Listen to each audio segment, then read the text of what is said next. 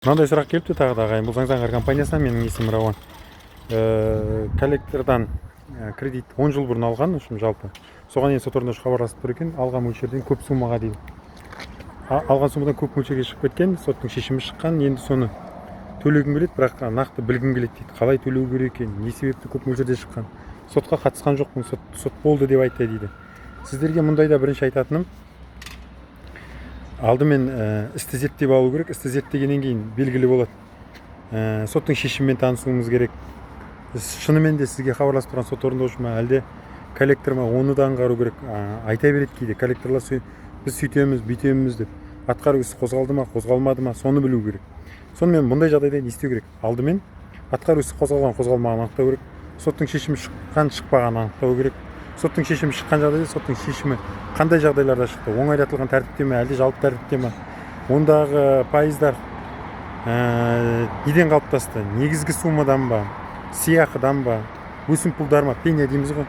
Осылар өсімпұлмен жұмыс істеп көруге болады, оны азайтуға. Егер оңайлатылған тәртіпте шықса, соттың шешімінің күшін жойып. Енді жалпы төлеуге ниетті болсаңыз, онда сіздер осындай ситуацияларда бізге жазыңыздар.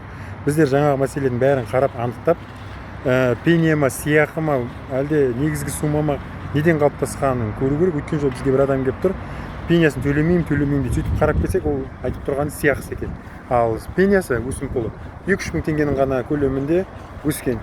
Сондай бекерден білмей ерексіп жүруге де болмайды. Бізге хабарласыңыздар мұндай сұрақтармен, біз қарап тексеріп береміз. Соттың шешімі егер заң шыққан болатын болса, шынымен де шақырылмаған болатын болса, оңайлатылған тәртіппен шығарылған шешімдер күші жойылады. Ал сырттай шығарылған шешімдер деген болады өзі. Жалпы біздің Қазақстан Республикасында соттың шешімі сырттай шығады, оңайлатылған тәртіпте шығады және жалпы тәртіпте шығады. Оңайлатылған тәртіпте дегеніміз бұл жаңағы істегі бар материалдармен белгілі бір талаптарға сәйкес келетін мәмілелер жасалған делік, дау жоқ, осындай істерден оңайлатылған тәртіпте шығады. Өкінішке орай, оңайлатылған тәртіпте соттар шешім шығарған кезде сол азаматтық процестік кодексте бекітілген талаптар сақтай бермейді.